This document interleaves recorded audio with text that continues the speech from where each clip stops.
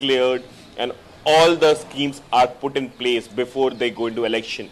Is it all to go ahead and have a snap poll, or to have the polls as scheduled is left on K. Chandrasekhar Rao's final call? So we'll have to wait and see how things unfold from here. But right now what we are gathering from our sources is that is getting up for polls. They are ensuring that all the schemes, all the plans they have announced start happening on ground level. All the officers have been asked to start working swiftly, because remember, even if Telangana goes to poll as scheduled, the model code of conduct will be in place by January and February first week.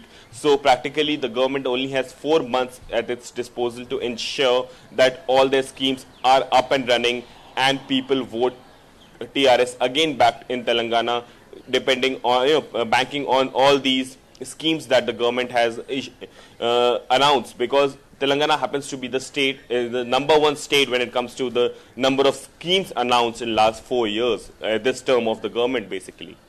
Rishabh, the political situation or atmosphere in Hyderabad, here in Hyderabad, is pretty hot. A lot is being said about early polls. There were 2 meetings that the Chief Minister chaired, just this week alone. Also, during the first meeting, which was an emergency meeting, we did hear some leaders be apprehensive of the state going into early polls. It was being said that the Chief Minister did budge in because of the apprehensions they had. They did cite the examples of Atal Bihari Vajpayee and Chandrababu Naidu biting the dust when they try to go in for early polls.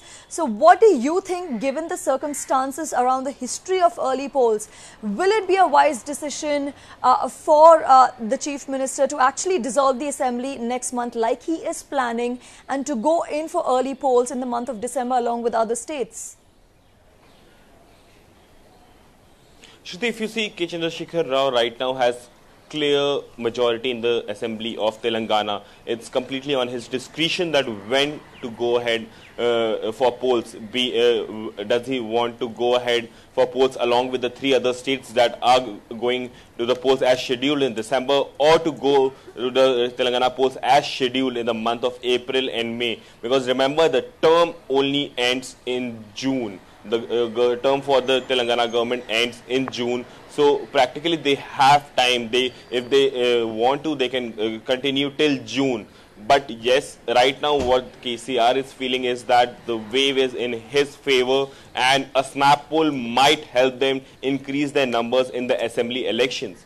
And also that will give TRS a breather between the general elections and the state elections, because remember, if things goes as scheduled, things will both the elections will happen simultaneously, and then the work for them will be too high. So maybe to avoid that high pitch work during the month of April and May, KCR might ask for a snap poll so that they can concentrate on one poll each, one poll at a time, and ensure victory in both of them. Because remember, TRS is banking on the 17 seats they have right now from Telangana to ensure that everything they want is adhered by the central government. So to keep this thing going on uninterrupted, they need to win every seat that they are sitting on right now.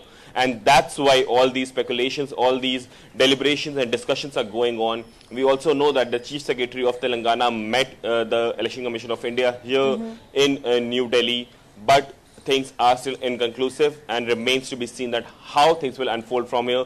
Today's meeting between the Chief Minister K. Chandrasekhar Rao and the Prime Minister Narendra Modi is crucial. We still wait on how and when things will unfold from here. Right. Thanks for joining us, Rishabh, and bringing us those updates. And like Rishabh said, it remains to be seen the outcome of the meeting between Chief Minister K. Chandrasekhar Rao and Prime Minister Narendra Modi, which is scheduled for today. But the Chief Minister is on a 3-day visit, and he will stay there to personally monitor pending issues and seek approvals from the centre, such as handing over the Bison Polo grounds in Secunderabad for the Secretariat, as well as a new zonal system to give 95% reservation for locals in government jobs. And with this, it's a wrap for now. Stay tuned for an India Hit special.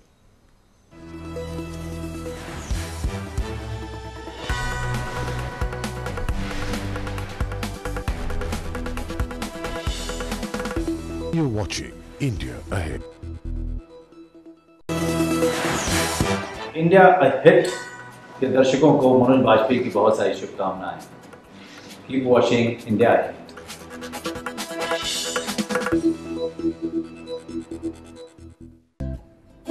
ये Matrix की app क्या कमाल चीज है। What an allrounder. इसके साथ hotel book करो, cab book करो, लंदन में शॉपिंग करो, मैडम टुसाड्स घूमिए, लॉर्ड्स का टूर कीजिए और दुबई में एक्सक्लूसिव डिस्काउंट्स पाइए। रिचार्ज कीजिए, डेटा ट्रैक कीजिए, फॉरेक्स ट्रैक कीजिए। थके हो यार ऐप के बारे में बोलते बोलते। एक काम कीजिए, खुद ही डाउनलोड कीजिए मैट्रिक्स। कुछ तो बात है इनमें। News for us is not yet another report on yet another scam. Not just yet another exclusive news break.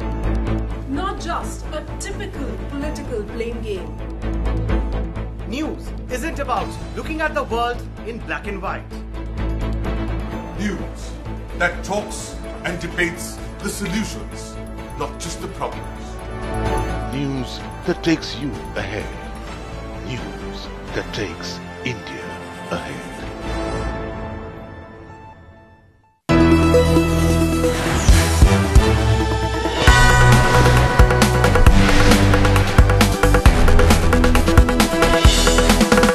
You're watching India Ahead.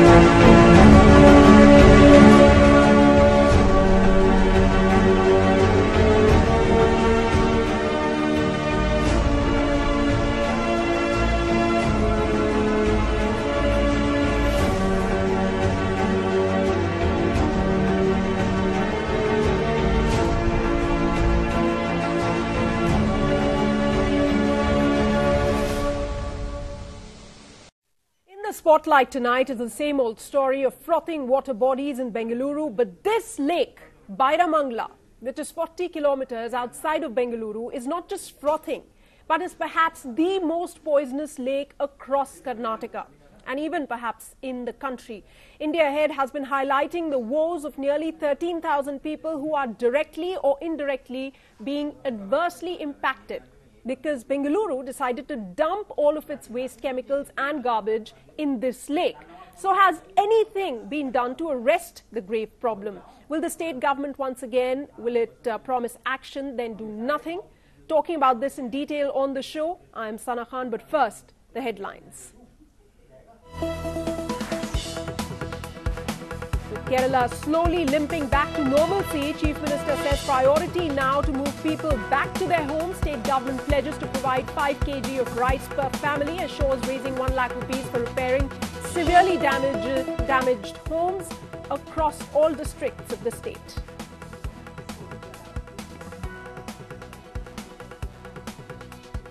As war of words rages over whether to accept the 700 crore rupees offered by the United Arab Emirates for flood-hit Kerala, 13 Emirate flights leave for Kerala with 175 tons of relief material. Reports suggest UAE-based businesses made these donations.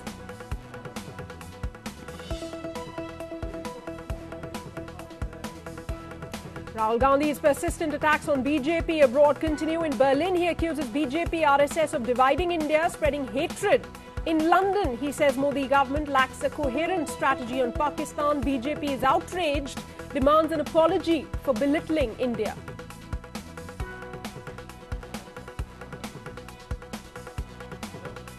India-China chart route to avoid future Doklam-like incidents. Both sides during bilateral consultations agree to handle border issues with sensitivity and resolve them through greater interaction at lower levels in the military.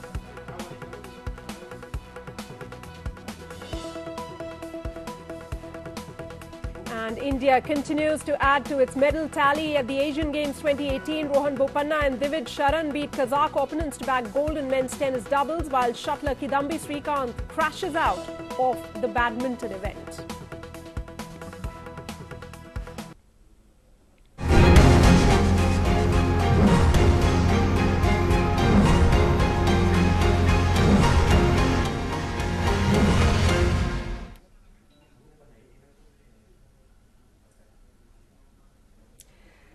is the same story all over again. The Bairamangla Lake, more toxic, deadlier, and with far-reaching consequences for thousands of people in and around Bidadi town, adjoining Ramnagar Assembly constituency, which incidentally is represented by Karnataka's Chief Minister H.D. Kumarasamy.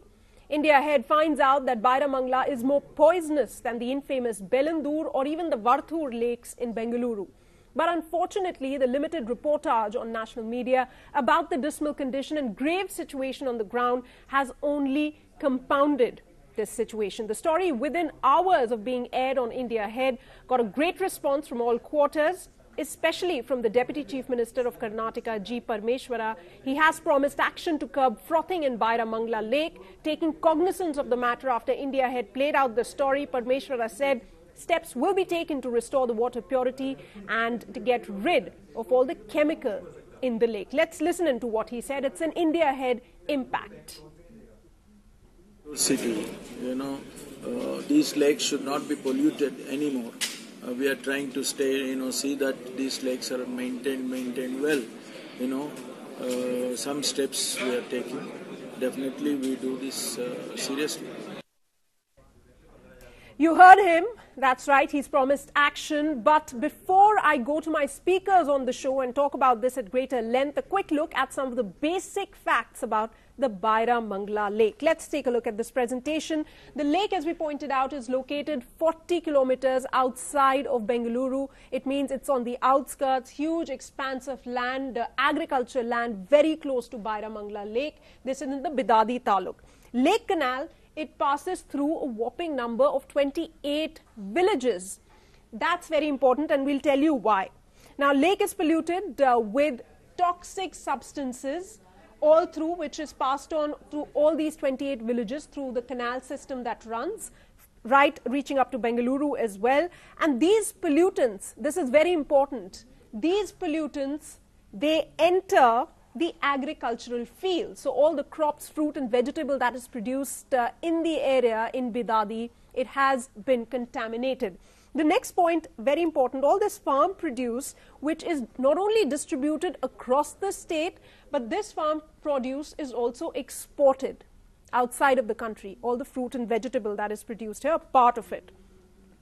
Now, what experts say, and people who went to survey the Bairamangla Lake, they say they found expired medicines, paint, industrial waste, and even garbage dumped straight into the lake. That is why all these chemicals, the frothing that we see in the lake. Now, garbage, especially from Bengaluru, that's also dumped in the lake. There are reports suggesting that truckloads of garbage is transported from Bengaluru and is dumped in the lake, which is 40 kilometers outside of the city. The lake, on top of all of this, has no sewage treatment plant. That's very, very important. Had there been a sewage treatment plant, things would have been perhaps a little bit better. Experts say this lake is more polluted than the Belanduru lake. Now, my colleague Anant, he went out in Bidadi and took stock of the Bairamangla Lake. Let's quickly take a look at his report. Bairamangla Lake in Bidadi is fuming with froth and toxic elements that it gets from the Vishruvavati river and the toxic fume that it gets through the neighboring industrial area, the waste that enters this particular lake. Unlike Belandur, this lake gets very little attention because there is no IT corridor neighboring this particular lake. This lake is near Bidadi, next to Ramnagara constituency of the Chief Minister himself. There is no sewage treatment plant. As you can see, the water that enters from Vrishabhavati enters this particular lake and then goes on to River Kaveri at Sangama. Most of this area is completely filled with froth and toxic elements like methane, ethyl, other elements that is coming out of industries. That has also been turned into a dump yard several times where garbage from Bengaluru comes in trucks and gets dumped here. There is no cognizance taken by the authorities.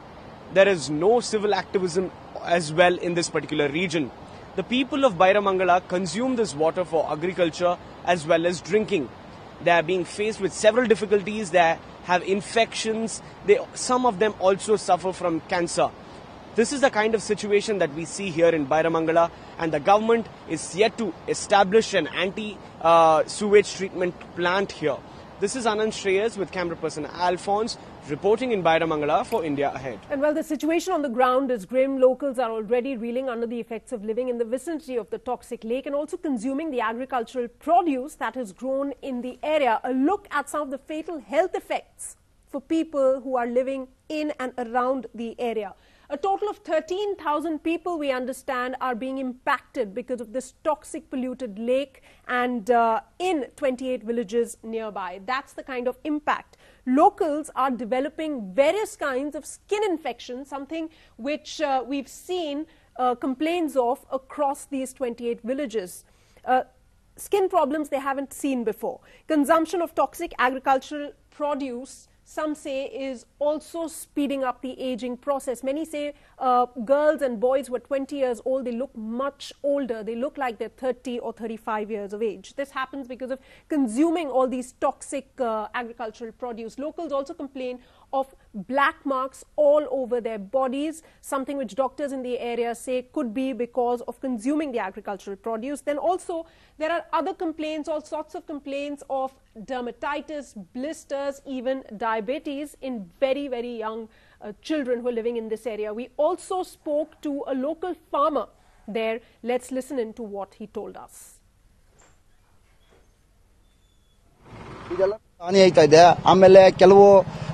ಒಂದು ಹಳ್ಳಿಲಿ ಹುಡುಕೋತೀನಿ ಅಂದ್ರೂ ಒಂದು ಇಬ್ರು ಮೂವರು ನಾಲ್ಕು ಜನ cancer patient ಸಿಗ್ತಾರೆ. ಚರ್ಮದ ಕಾಯಿಲೆ ಇದೆಲ್ಲ ಬರ್ತಿದೆ. ಬೆಳೆಗಳ ಮೇಲೆ ತೆಂಗಿನಕಾಯಿ ಇದು ಒಂಥರ ಅದು ಕ್ಯಾನ್ಸರ್ ಸಂಬಂಧಪಟ್ಟಿದೆ. ತೆಂಗಿನಕಾಯಿ ಒಂಥರ ಕಜ್ಜಿ ತರ ಬಂದಿದೆ, ಅದು ಕ್ಯಾನ್ಸರ್ ಸಂಬಂಧಪಟ್ಟಿದೆ. ಬೆಳೆಗೂ ಯೋಗ್ಯವಿಲ್ಲ. ಎಂತೆಂತ ಅಧಿಕಾರಿಗಳು ಬಂದ್ರು ಸುಮ್ಮನೆ ಮಾಡ್ತೀನಿ ಅಂತ ಸ್ವಚ್ಛ ಮಾಡ್ತೀನಿ ಅಂತ ಹೋಗ್ತಾರೆ. ಯಾವುದು ಮಾಡ್ತಾ ಇಲ್ಲ, ಯಾರು ಕ್ರಮ ತಗೋತಾ ಇಲ್ಲ. ಎಷ್ಟು ಜನ ಅಧಿಕಾರಿಗಳು ಬಂದು ನೋಡ ಹೋದ್ರ ಸಾಗಲೇ ಒಂದು 2 ವರ್ಷದಿಂದ ನೋಡಿದ್ರು ಎಲ್ಲ ಸ್ವಚ್ಛಗೊಳಿಸಿ ಅಂತ ಬಂದ್ರು. ಅದೇ ನೆಟ್ಟಲ್ಲಿ ನೋಡ್ಕೊಂಡ್ರು, ಇನ್ನವರೆಗೂ ಬಂದಿಲ್ಲ. ಇದು ಒಂಥರ ಗಾಬ್ ತರ ಹೊಡಿತಿದೆ. ಈ ರೋಡಲ್ಲೂ ಕೆಲವು ಟೈಮಲ್ಲಿ ನಾವು ಪಾಸ್ ಆಗಾಯ್ತಾ ಇಲ್ಲ. ಅದರಿಂದ ಈ ತರ ಎಲ್ಲ ಆಯ್ತಿದೆ sir. All right, with that, we're going to continue with our coverage of Bengaluru and the poisonous lake. But we have some breaking news coming in at this point in time. BJP MP GVL Narasimha Rao's car, we're hearing, it has hit 2 women near Vijayawada earlier this evening. One of the victims, we understand, has lost her life. The victims' reports coming in were from Mangalagiri. The BJP leader, though, has acknowledged that the accident did take place. In fact, he's also put out a tweet saying that he was sleeping on the back seat of the car when the accident happened, and he was at the spot for 45 minutes until the police came. One of the injured women was taken to the hospital, and a vehicle arrived to take the lady who lost her life to the hospital. He also says that he is ready to visit, and he will be visiting the families of these 2 women to express their heartfelt condolences and all support. My colleague Vaibhavi now joining me over the phone line with the very latest. Vaibhavi, what more details do we have right now? Yes, Sana, that we do know that how the accident happened. You can see in this road how the car hit 2 women, and one of them was spot dead and the other was injured and was admitted in a government hospital there. And sources are saying that the driver is taken into custody, but the minister is yet to be found. His whereabouts are not yet known to the police officers, so they are searching for him. They are searching for the MP, and this particular incident occurred in Guntur, and also along with I would add that they were giving some of the details such as like that the vehicle was registered.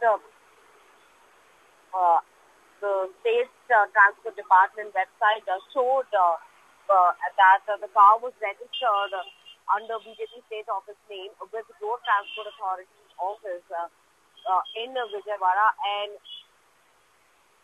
even many supporters of the TDP and others of social media also said that the MP chose to get into another car and leave the premises instead of helping the victims there.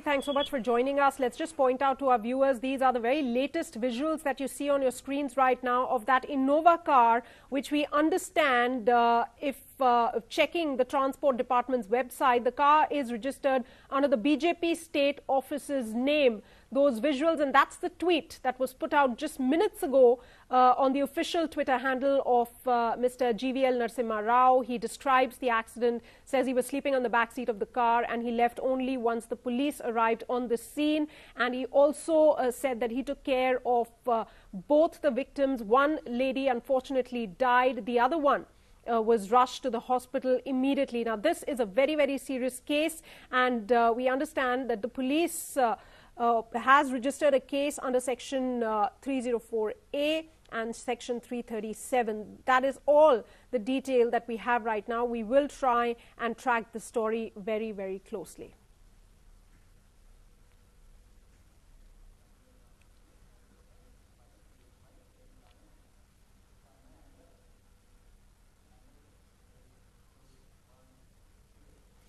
All right, let's carry on with our coverage. In the spotlight is the toxic poisonous lake of Bairamangala in Bengaluru. In fact, very close to Bengaluru, 40 kilometers outside of it. Joining me on the show this evening is Mr. Harish Bijur. He's a brand consultant. He joins me live from Bengaluru. Joining me from Noida is environmentalist K. Siddhartha, and my guest from Hyderabad on the show is Mr. B.V. Subbarao. He is the Integrated Water Resources Management Chief and also, in fact, environmentalist. Let me first quickly go across to Mr. Harish Bijur this evening. Mr. Bijur, thanks so much for joining us. Now, over the last few years, this issue of polluted lakes in Bengaluru has been highlighted on numerous occasions. Why have we failed to take firm action till date, be it Bairamangala, Varthur, or even the infamous Belandur Lake?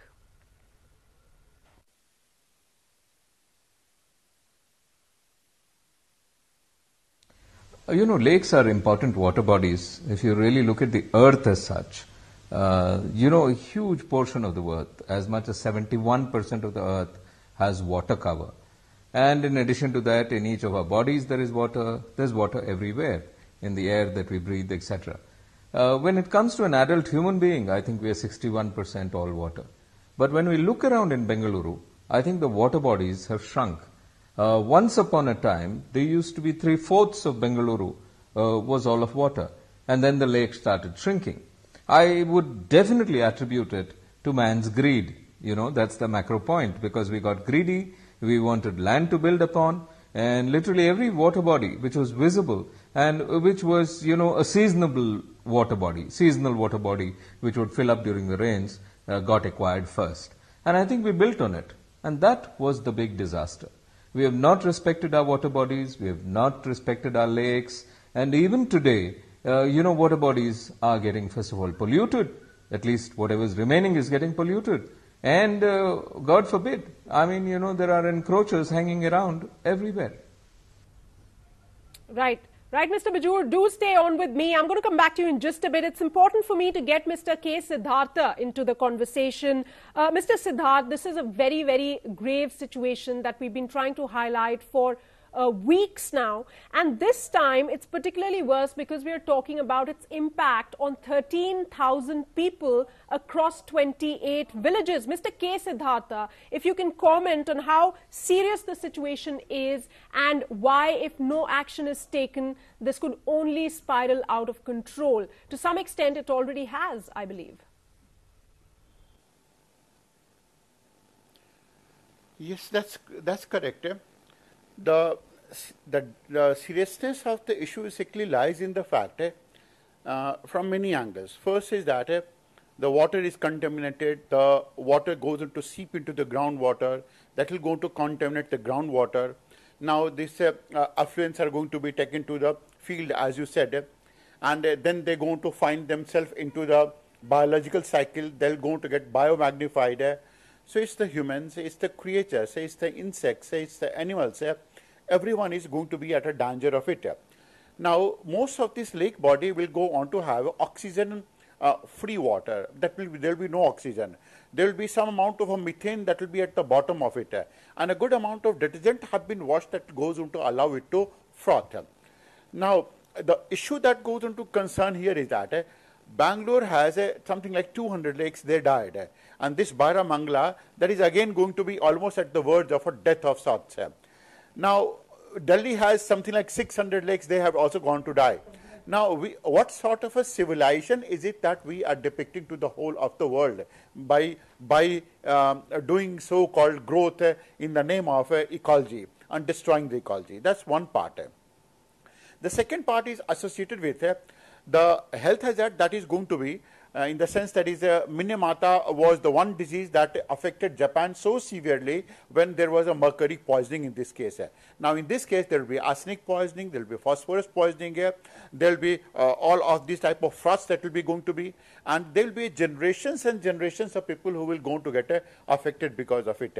Now, this again goes examples to show the that we degree could of have seen. Not why talk about other countries? Talk about your own backyard. You have several lakes. Perhaps what we understand is the Bairamangala lake is the most toxic. Mr. B.V. Subbarao, you know, when we talk about water resource management, what sort of management is this where you have no sewage treatment plant near a lake which gives water to agricultural fields all around it? That food material is supplied to not only Bengaluru but all the villages around and also exported. But there's no sewage treatment plant over there, no systems in place to ensure that no garbage is dumped into these lakes, that no waste material, no chemical is dumped into these lakes. What are we doing? What's the way out?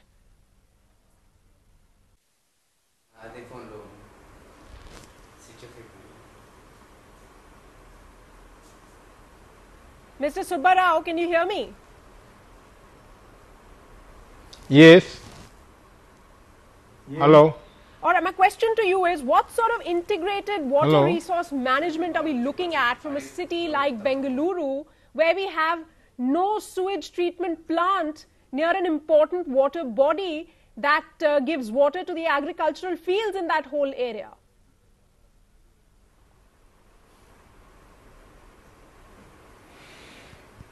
Can you repeat? Please repeat your question. Sir, my question to you is, what are we doing wrong in terms of managing these water resources, an important water resource on the outskirts of Bengaluru?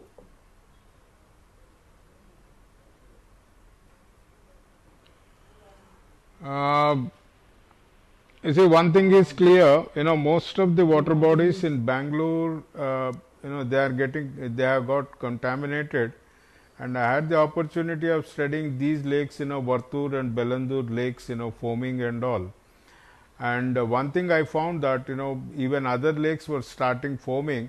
Subramanya Lake, when I was there in 2017, from May to June end, I was there and working on that.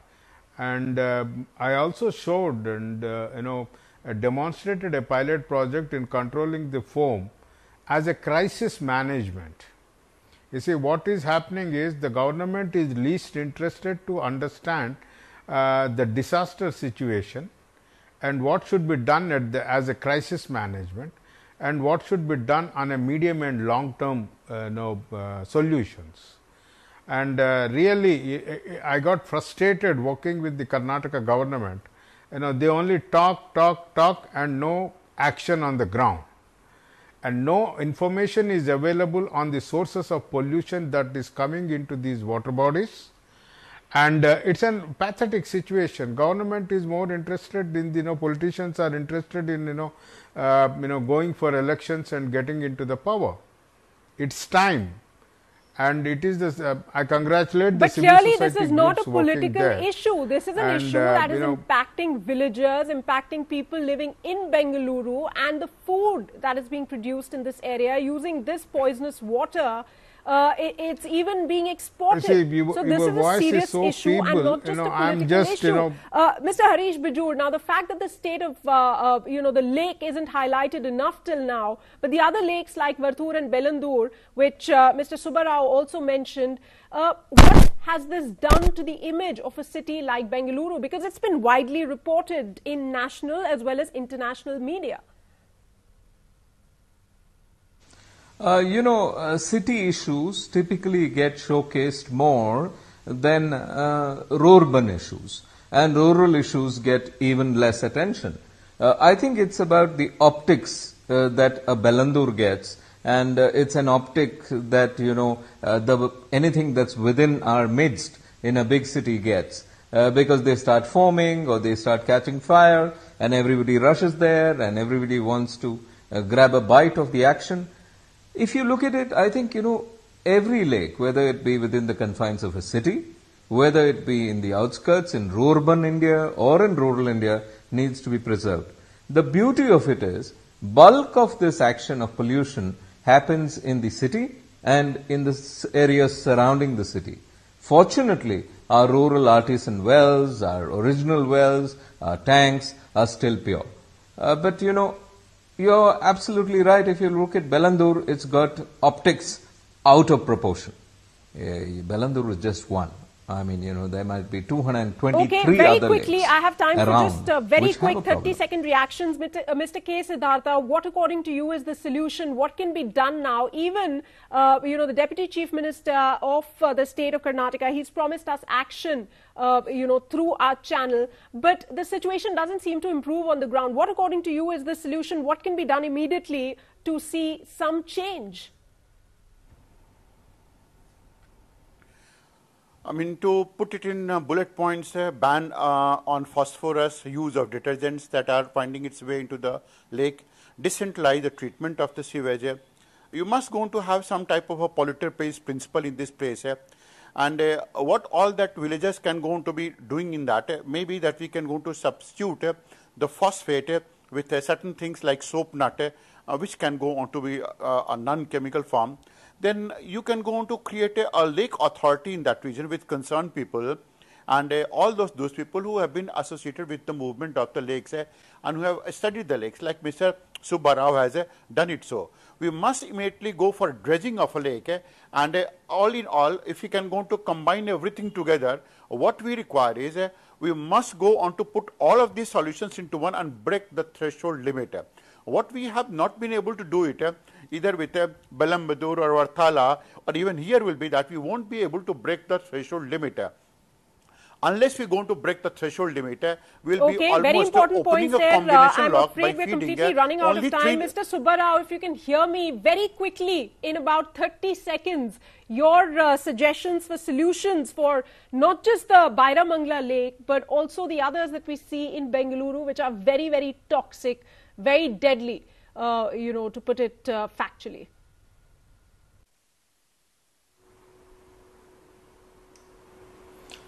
The audio is very weak actually. I'm not able to get it.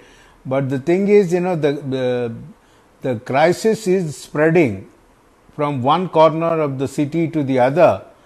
And it's high time that government should constitute a committee and then start working on it. Unfortunately, the so-called expert committees in BDA and Lake Authority development, they have very little knowledge on bioengineering systems and treatment systems. And it's time that government committees should with experts who invite know people their from subject and of different course sectors. stop polluting these lakes. If I can, I completely am running out of time. Otherwise, I would have taken the last question to Mr. Harish Bijur as well. Very quickly, sir, if you can talk about solutions to us in like 30 seconds. I can understand also the low audible. And one thing, madam, we are all talking toxic. None of the scientific institutions have came out with a white paper. What is the nature of this toxicity? Last 5 years. Question them. Absolutely. Mr. Subbarao, relevant points there. I'm afraid we're completely running out of time. I'd like to thank all my guests, Mr. Bijur, Mr. Siddhartha, as well as Mr. Subbarao. Solutions are there and we've known about them for a while now, but what is happening on the ground remains to be a huge concern. We really hope that the state government, stands by its promise of acting swiftly in this matter. That's a wrap on this edition of Spotlight. I'm Sana Khan. Thanks so much for tuning in.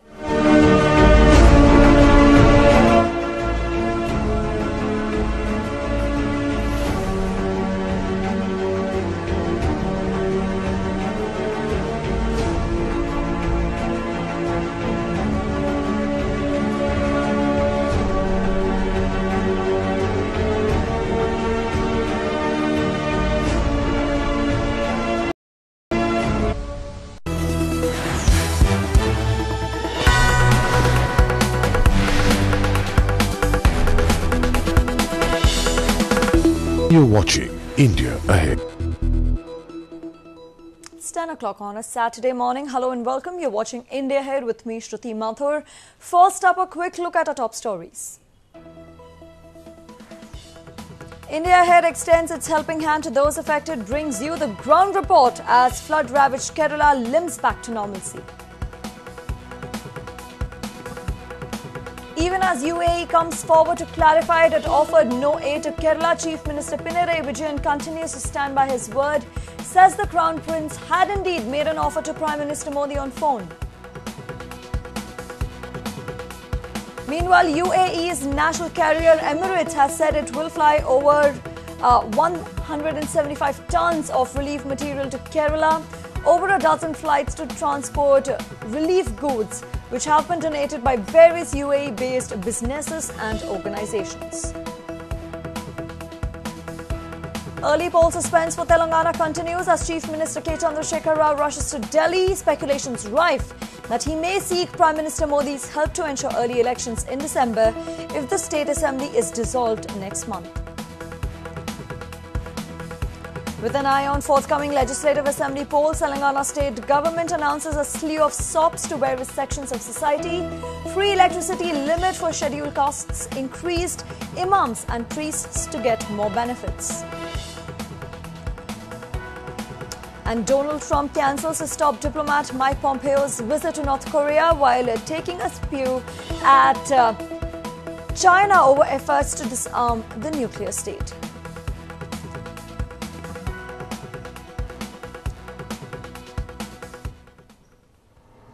Now, slowly and steadily, Kerala is limping back towards normalcy.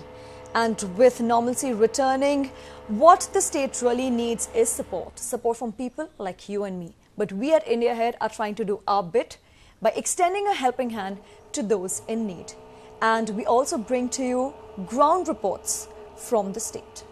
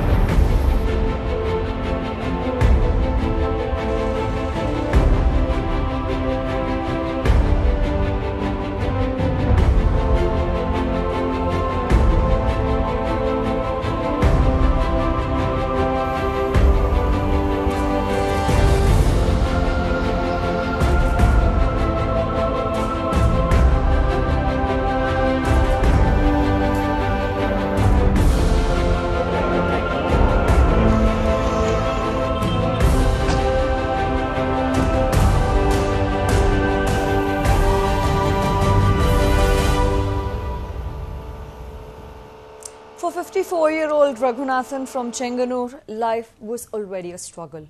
With limited income as a porter and 4 mouths to feed, it was tough to meet the ends. And post-floods, the family has been left grappling with paucity of funds and an uncertain future. Right now we are here in Chenganur in the Alleppey district of Kerala. Chenganur is one of the most affected area of this huge flood. We heard the crying voice of this legislative member from this constituency, Saji Cherian, stating that if I'm not getting any choppers, thousands of my people will die at any time. But after the devastating flood, the situation here in Chenganur is so pathetic. The place where I'm standing right now was a dream of a family. From the visuals, we can understand the intensity of this huge flood. This flood has taken away the home completely. The home of this particular family has completely damaged, and the family still continues in the relief camp. They have no idea about their future. They have no idea what they will do after coming from the relief camp. This was a dream of a family. The huge flood has taken all the dreams of this particular family, and still they are continuing in the relief camp.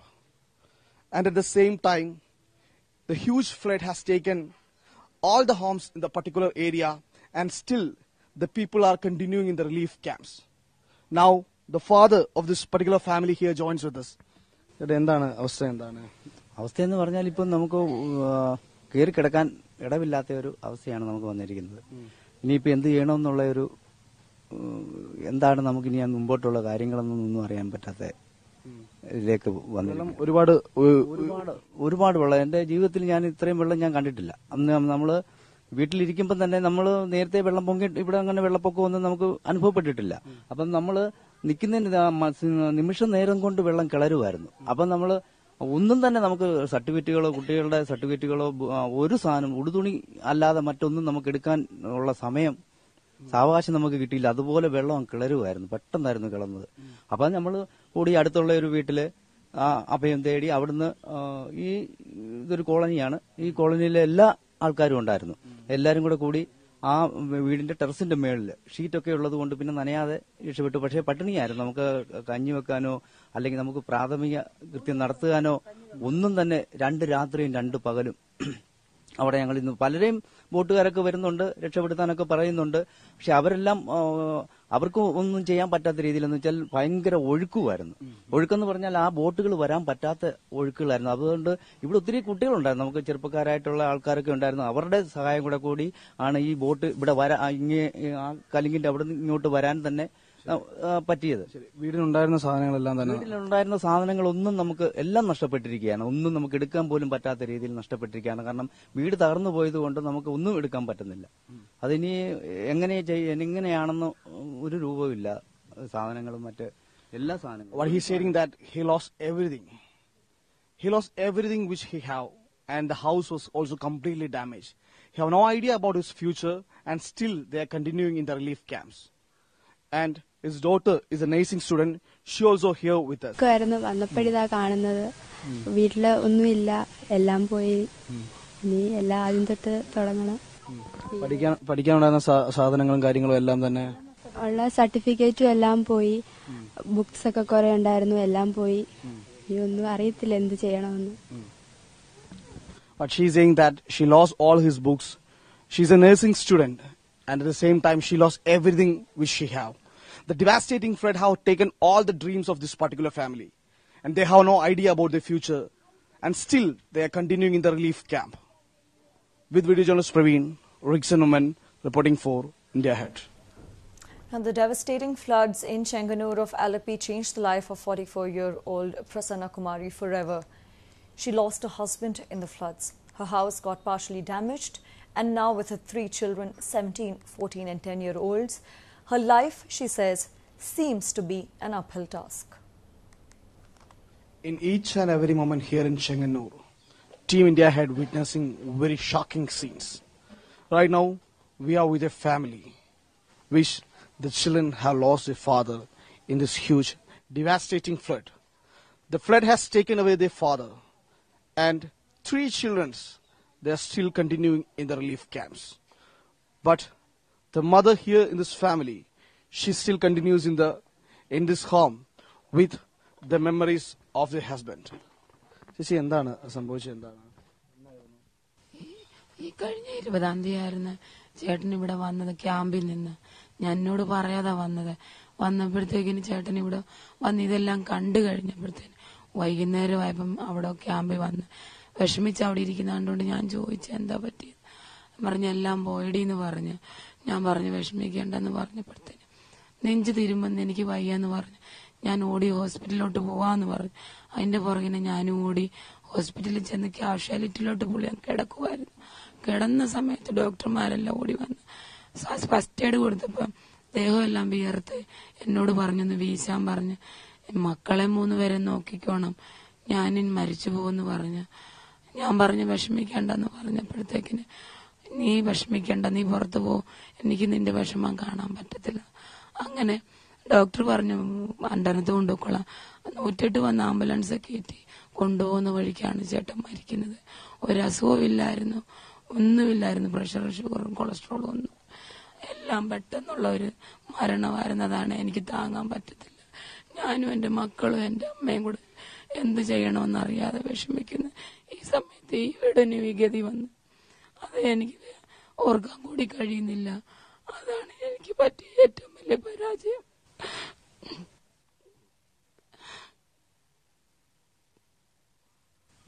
മക്കളിപ്പോ എവിടെയാണ്? മക്കള് camp സ്ഥലത്താണ്. ഞാൻ ക്യാമ്പിന്റെ അവിടെ നിന്ന് ഇപ്പൊ ഇങ്ങോട്ട് വന്നത് എന്റെ വീടിന്റെ അവസ്ഥ എന്താ നോക്കാൻ വേണ്ടി വന്നതാ. ഇവിടെ ക്ലീൻ ചെയ്യാൻ ഞങ്ങളുടെ ഇവിടെ നിന്നുള്ള എല്ലാ ചെറുപ്പക്കാരും ഞങ്ങളെ സഹായിച്ചു. ഇതിനകം ഇനിയും ബാക്കി ഇവിടെ ക്ലീൻ ചെയ്യാനുണ്ട്. ഇവിടുന്ന് പുറത്തുനിന്നുള്ളവർ വന്ന് ക്ലീൻ ചെയ്യുന്നത്. അപ്പൊ ഞാൻ അവരോട് പറയാൻ വന്നത് എന്റെ വീടും കൂടെ ക്ലീൻ ചെയ്തതിന് ശേഷം ഇവിടെ വാസയോഗ്യമല്ല, അത് മുഴുവൻ മൊത്തം പൊളിഞ്ഞിരിക്കുവാണ്. അതെങ്ങനെയും എനിക്ക് ആ വീടൊന്ന് ശരിയാക്കി തരാൻ എല്ലാവരുടെയും മുൻഗണനയോട് കൂടി ഞാൻ അപേക്ഷിക്കുകയാണ്. എന്റെ ഈ വീടൊന്നും ശരിയാക്കി തരാനും എന്റെ ഭാവിയെ സുരക്ഷിതമാകാൻ എന്റെ കുട്ടികളുടെ ഭാവിയും അതിനുവേണ്ടി ആരുടെ കാലം വീടാനും ഞാൻ തയ്യാറാണ്. They're stating that they lost every hope. They have no idea about their future. 3 school-going students are here. The students have also lost everything which they have. And the situation and the condition of this home is also very pathetic. What they need is that they need a shelter. As of now that they have no hope. What they are stating is that they have no hope about their future. They need shelter. The students also, the school-going students also need support. The situation of this home is going to be more pathetic. The school-going children, they are still continuing in the relief camps. They have also no any idea about their future. With video journalist Praveen, Riksan Uman, reporting for India Ahead. The UAE's national carrier Emirates had said that it will fly over 175 tons of relief material to Kerala. The airline said that over a dozen flights will transport the relief goods which have been donated by various UAE-based businesses and organizations to Thiruvananthapuram, the nearest online Emirates station to the area most affected by the flood. The goods also include life-saving boats, blankets and dry food items, and they will be handed over to the local flood relief and aid organizations for distribution.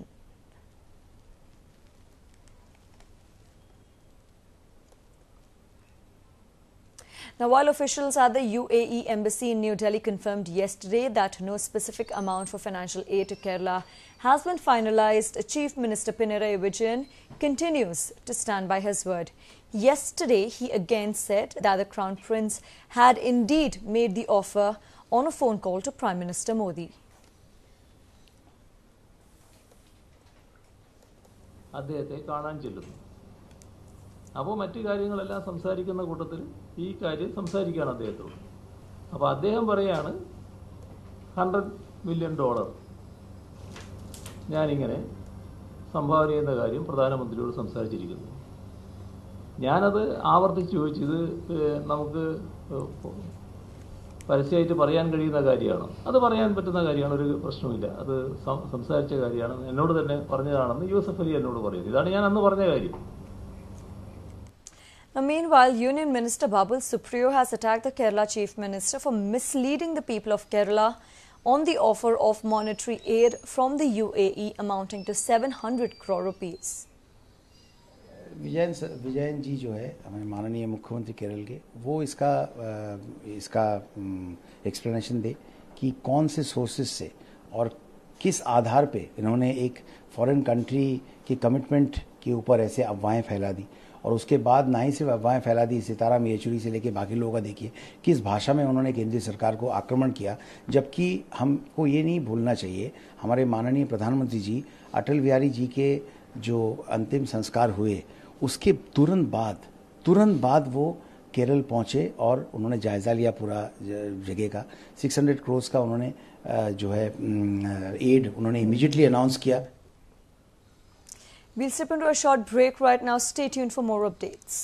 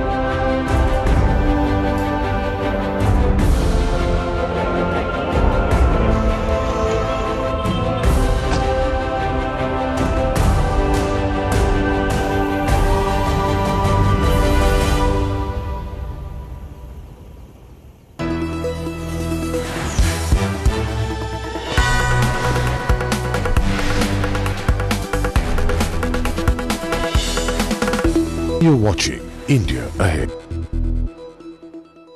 Relevant, responsive, responsible. It's about time. हाँ mummy गया मेरा बच्चा कुछ खास नहीं mummy सरसों का साग मंगा याद तो सिर्फ कल परसों का मिलता है तो बहुत याद आती है मम्मी एक काम करते हैं सुबह तुम फोन करना दोपहर को मैं The Matrix SIM card you can talk on and on and on because it doesn't cost the air. घर आ जा नहीं वापस नहीं आऊंगा बस फोन करते रहना mummy Get free calls and unlimited data with Matrix SIM cards. Hello everybody and my best wishes to India Ahead channel. They've been doing really well and I wish them all the very best.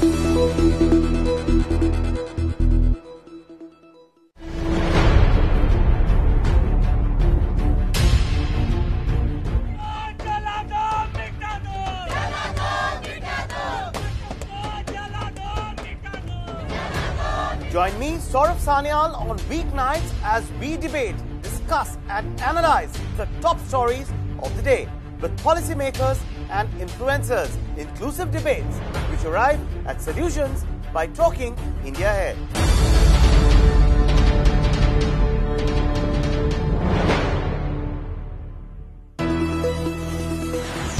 I wish India Ahead all the very best for the new news channel.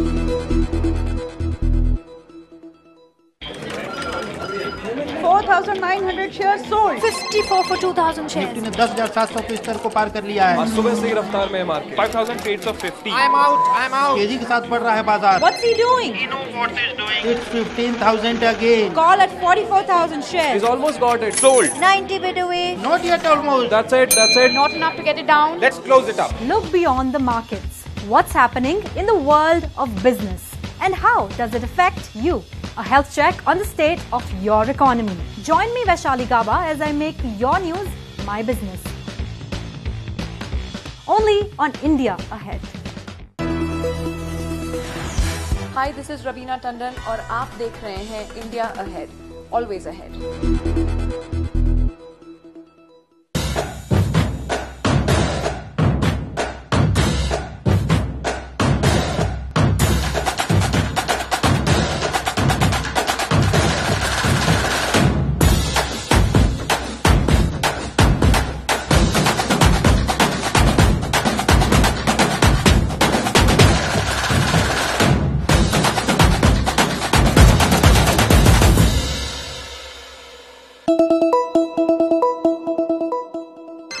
Hello, sir. Neha calling from Aisa Vaisa Bank. Sir, credit card. Credit card तो मेरे पास नहीं खो गया।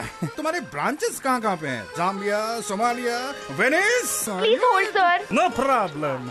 Company का माल दारिया में दाल। When people from your company travel abroad, insist on a Matrix SIM card so they don't go on and on wasting company money. Hello, sir. My talk time getting over, sir. Last 10 minutes, please. Get free calls and unlimited data with Matrix SIM cards. Me personally has been a great learning experience. Political reportage in states here at the center has all helped me understand the finer nuances of this profession. It's undoubtedly a very, very exciting phase of my life. But during these past 16 years, I have always wondered, we in the Indian media always love to debate and discuss a problem. We in the media have frankly never experimented with a problem-solving mindset. In fact, we are fueled by a problem highlighting and in some cases, a problem creating mindset. You expose a politician, a bureaucrat, a businessman, a film star immediately when you start seeking solutions. Those who have solutions will shine and those who don't will perish. I think this is the expectation that a new India has of its journalism, of its country, and this is exactly what is going to take India ahead.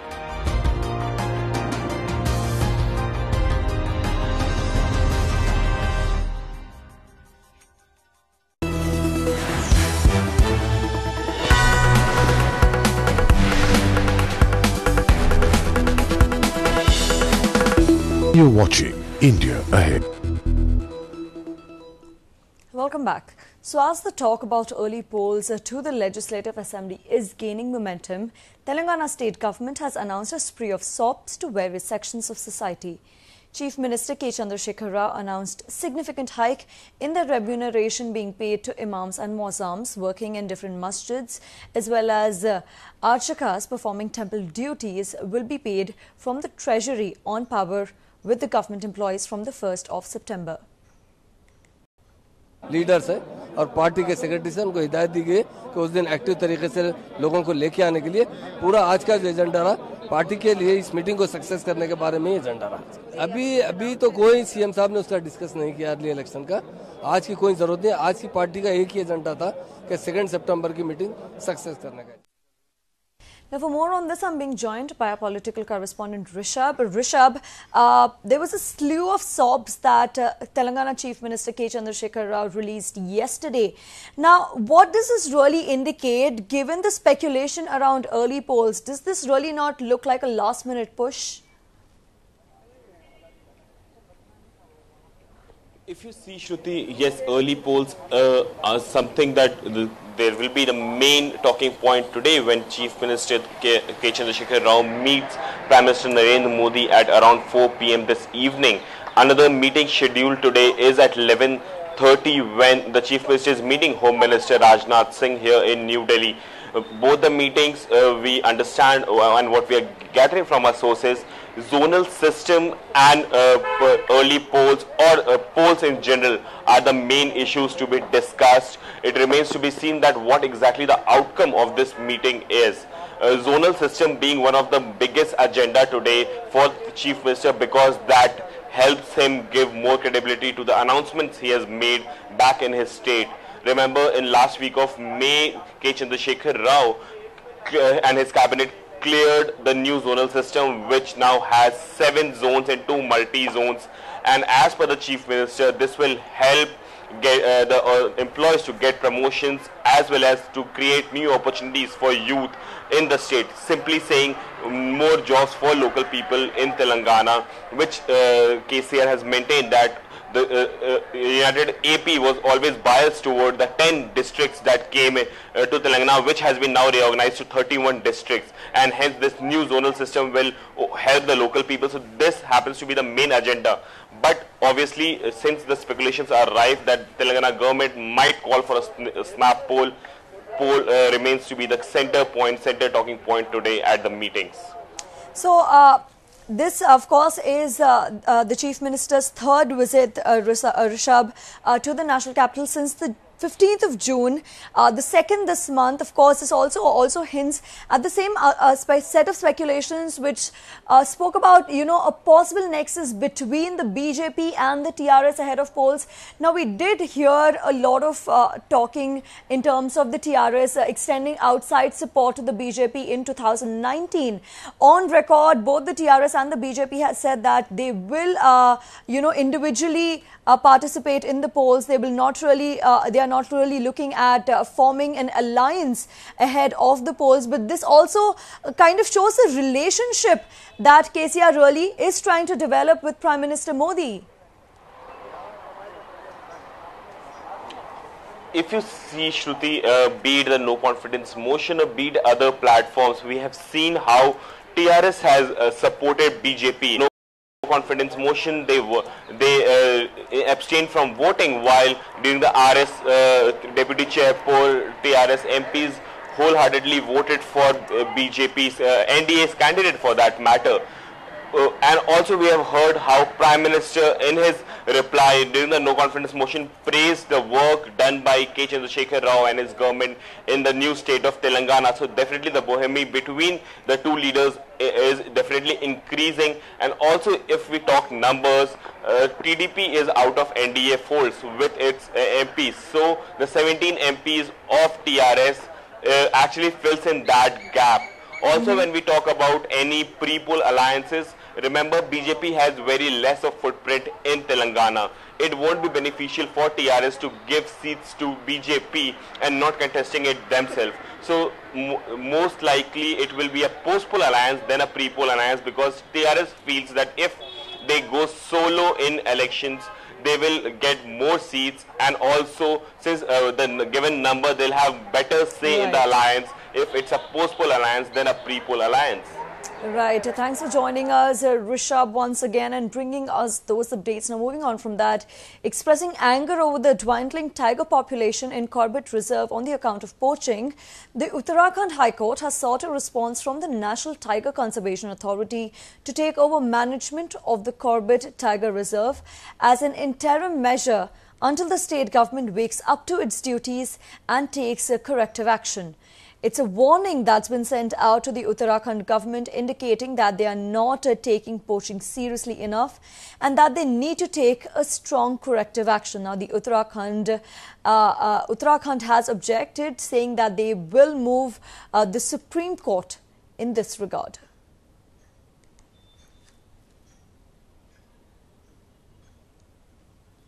It's an excellent idea. It's the need of the hour.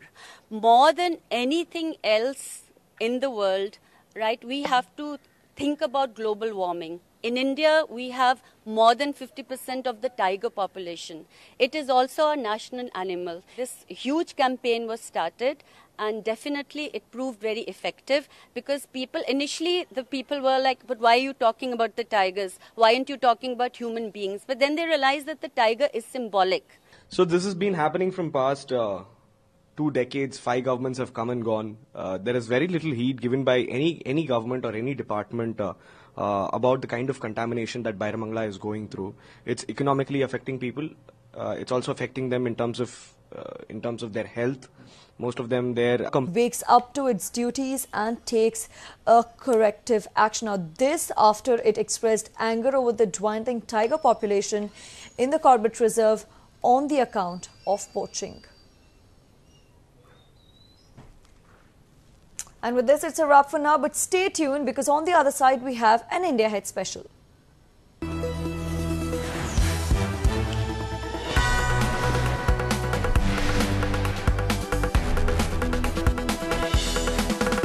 You're watching India Ahead. Hi, I'm Rajkumar Rao और देखते रहिए India ahead.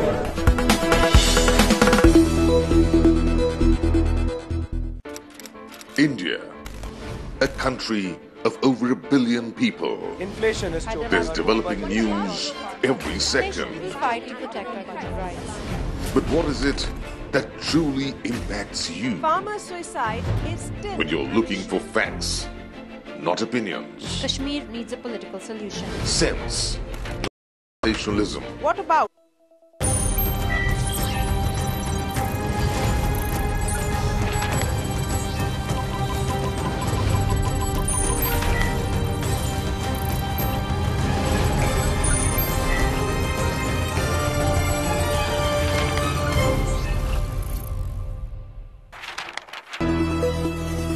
Hi, this is Vidya Balan and you're watching India Ahead. Keep watching.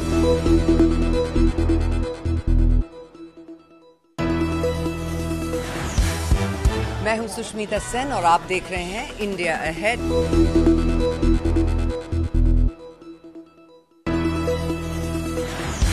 I'm Kangana Nath and you're watching India Ahead.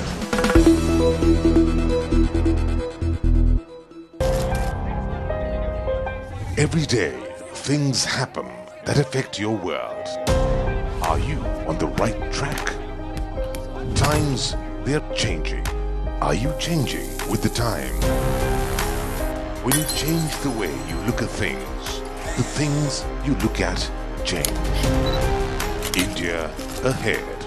While others give heat, we shed light.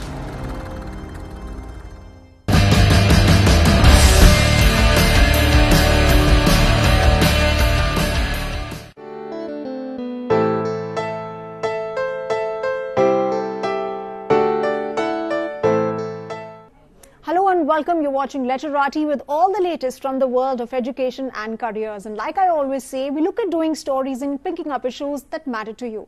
Remember, if it matters to you, it matters to us. Our top story first. Earlier this year, the Central Board of Secondary Education, or CBSE, was under attack for not being able to conduct the class 10th and 12th exams properly. Papers of maths and economics were leaked. Questions were then asked on how can a retest of those exams could perhaps lead to stopping paper leaks. Now, finally, the CBSE has acted and decided to take a part of the examination process online. They've tied up with Microsoft. But considering the digital medium is no stranger to hacks, can CBSE ensure a leak-proof system? Well, take a look at this report and find out. The Central Board of Secondary Education, or CBSE, that faced massive backlash across the country after question papers of Class 10th Mathematics and Class 12th Economics were leaked, now has built a digital solution. And its technology major, Microsoft, that's coming to aid of the exam conducting body. Microsoft will develop an encrypted security solution for digital question papers for the board within the next 3 months. The good thing, this system was recently pilot tested for class 10th compartmental exams across 487 exam centers. What does the digital solution offered allows for? Well, traceability for sure, as the controller of examinations can track the entire process. It allows access to download the exam papers only 30 minutes prior to start time, besides offering encryption. What's more, the overall process is authenticated. How does the system work? Allows the controller of examination to track the entire process using a software. The overall process is encrypted, uses two-factor authentication process. Examiners will have to identify themselves before they can download the papers. Question paper to be downloaded, 30 amount of time and cost due to online paper generation, automated delivery process and reduction in approval cycles. A move schools are lauding.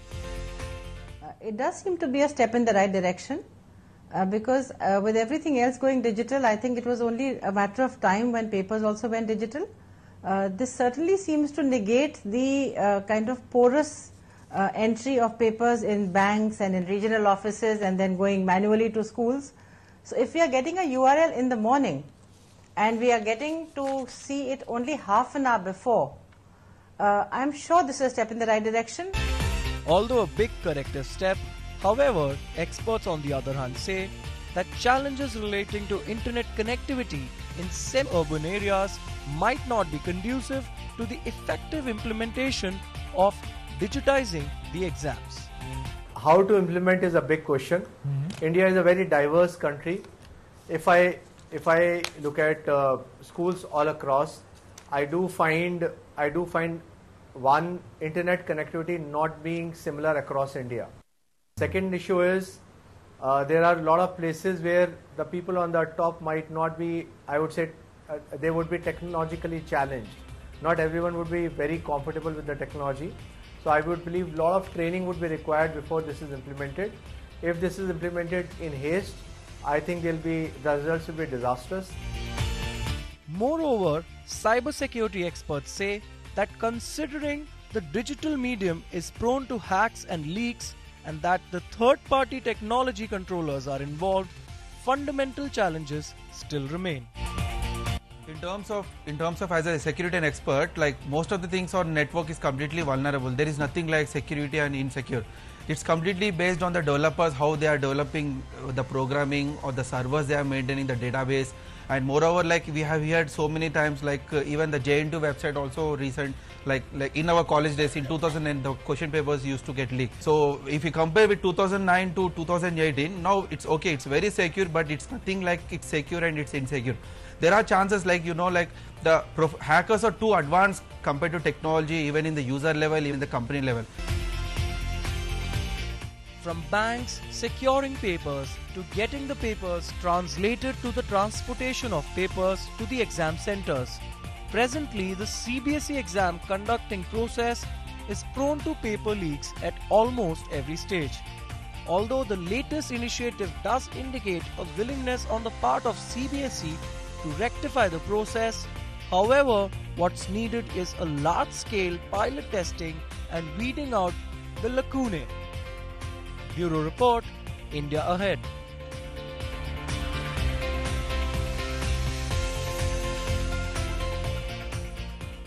And while CBSE is going digital, the prestigious medical entrance examination, the National Eligibility Cum Entrance Test or NEET, is back to its usual pen and paper format, and that's according to the latest announcement that has been made by the Ministry of Human Resource and Development, which in fact in July this year had stated quite the opposite. More details in the story ahead.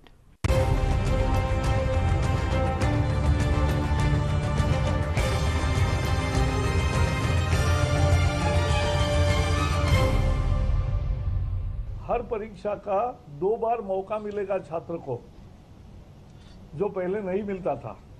और अनेक छात्रों की परीक्षा, कोई अचानक बीमार हुआ, कोई कुछ तकलीफ आई, कोई एक्सीडेंट हुआ, कुछ प्रॉब्लम हुआ, तो वो नहीं कर सकता था, उसका 1 वर्ष जाता था, 1 वर्ष नहीं जाएगा। Just days after the HRD Ministry announced that the prestigious NEET, amongst other engineering and medical entrance exams, will be online and will be conducted twice a year, the government now has taken a major U-turn. NEET now will not be held twice a year and neither will it be computer-based. The recent scrapping of the government's ambitious plan is upon the request of the Ministry of Health and Family Welfare that wants the regular exam pattern to be followed. The ministry says that holding the exam twice a year would mean additional pressure on students. Moreover, since the exam was planned to be computer-based, concerns by the Health Ministry were also expressed about those students who are not computer literate, especially the ones coming from rural areas. Coupled with NEET going online, the announcement made in July was billed as one of the major policy reforms made by the government in the education space, especially since a new body, the National Testing Agency, instead of the CBSE to conduct the exam, was proposed. Taking NEET online was also the government's response to tackling exam leaks and other discrepancies in the allocation of marks. This entire exercise was extensively promoted to be leak-proof. While there is no update on whether it's the CBSE or the newly proposed body, which is the National Testing Agency, will conduct the exam, and certainly seems like a decision that was taken in haste. Exactly how now the government plans to address the critical issue of exam leaks amongst other slip-ups, considering that NEET is now in offline mode, is the big question. Bureau Report, India Ahead. Remember, concerns have been brewing for a while now over the government's ability to conduct the exam twice, and that too online. But certainly this move is not good news for students who thought that the move to take NEET online would indeed bring some degree of efficiency. With that, it's time for us to slip into a quick break. But after the break, we get inside one of Delhi government's implemented happiness classes. You certainly don't want to miss that. So stay tuned to India Ahead.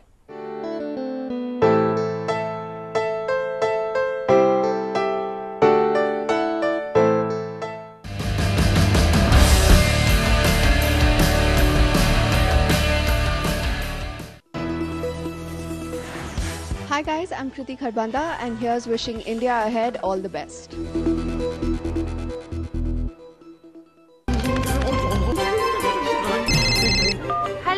Hello darling. हाँ? अरे यहाँ भी लोग अंताक्षरी खेल रहे हैं। अच्छा? हम भी खेलें फोन पे?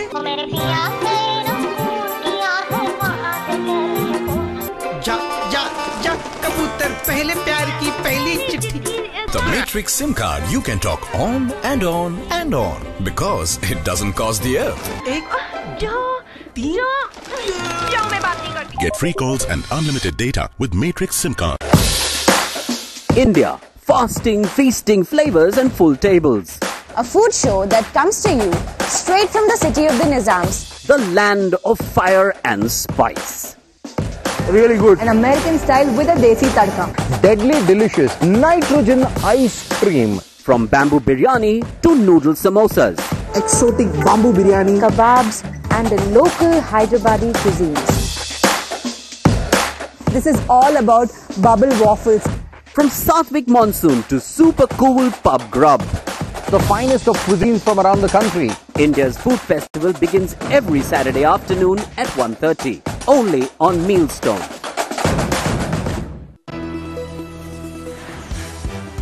Hi, this is Kritika Kamra and you're watching India Ahead.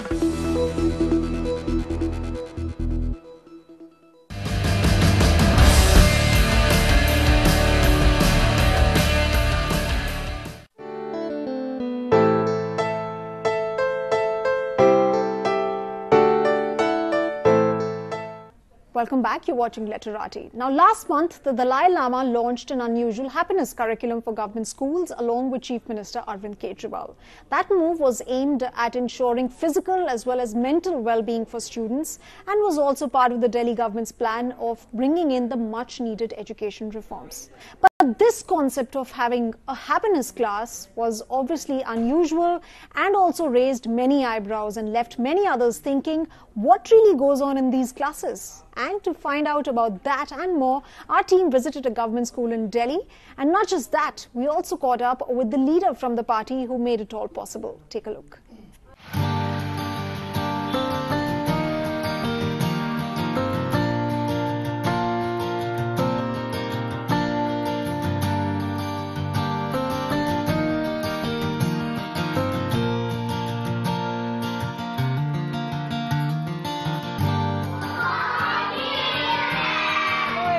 तो हम लोग भी आज ये आपका हैप्पीनेस पीरियड चल रहा है, हम लोग भी आज आपके साथ हैप्पीनेस क्लास अटेंड करने आए हैं।